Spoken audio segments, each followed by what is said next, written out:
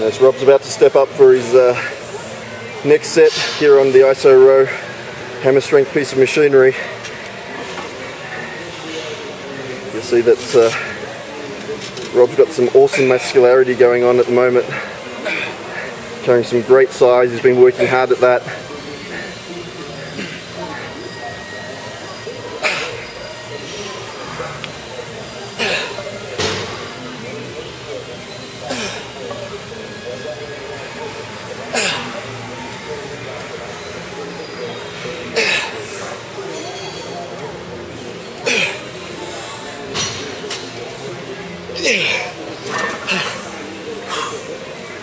Rob, tell me, how do you feel after a set like that? Breathless. It's good, you know, so I just want to make a point that no matter whether you're lifting a lightweight for high volume or heavyweight for lower reps, make every rep count. It's not about the numbers, you know. The muscles work on an actual feeling of stimuli, stress. They don't have eyes, they don't know how many reps you're doing, they don't really know how many reps you did last time. All they know is that if it's a greater stress, i.e. you've overloaded that muscle with more weight, more damage is going to be done. So that's what we're doing at the end of the day. We're creating these tiny, tiny micro tears, breaks within these bands of muscle fibers that then have to repair, and basically, like scar tissue, essentially builds up around, and that's how you get that hypertrophy, that stage of growth. So as soon as I start to slow down, for me, that's the set done. But you know, I got a good 8 or 10 solid reps out in there, so I'm happy. My weight's still going up, and you know, I'm not exactly holding too much body fat.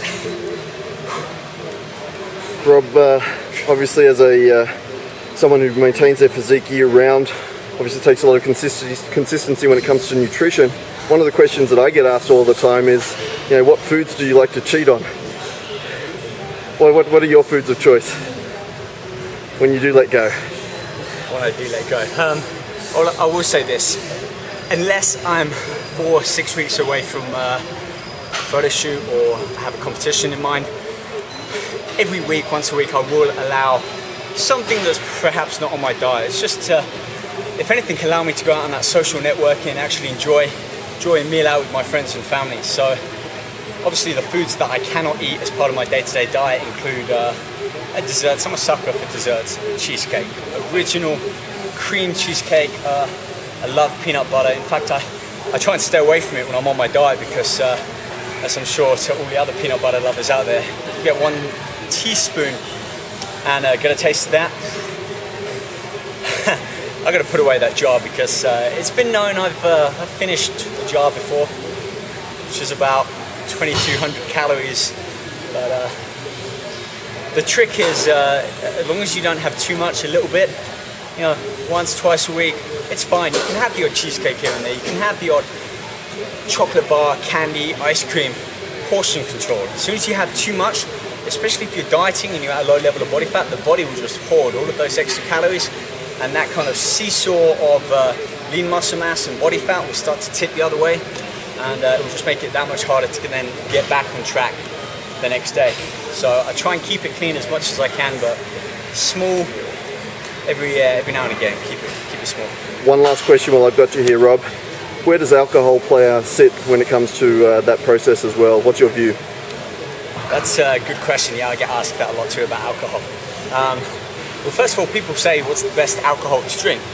The answer is none, really. Alcohol, there's no real benefit to your overall health. Sure, a little bit of red wine here and there, or maybe a Guinness with the iron, but the advantage that it has of drinking that alcohol over the disadvantages of taking the alcohol in is like that. So when I do drink, which I do, I have a balanced life. I drink alcohol every now and again, and there are times when I let go. After all, I'm only human.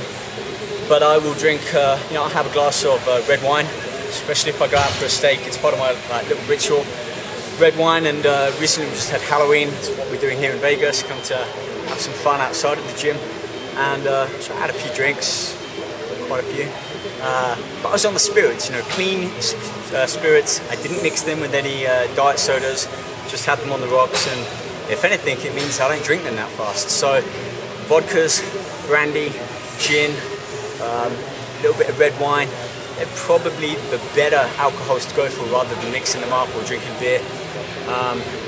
And you know, the next day for me, I have a day off. If I drink, I don't want to be getting up, and I tend to get hungry when I drink alcohol. So for me, it's a complete downward shift. I eat more food, I sleep in, I don't get up, I don't do cardio, I don't weight train the next day. So allow yourself a day off. Go out, have a meal, have a couple of drinks, enjoy time with a friend. The next day, mark it off, but then the day after, get back in the starting blocks, get back into your regimen, get back training, get back eating clean, and shouldn't make any difference to training. Speaking of which, let's move on and finish off with the last back exercise.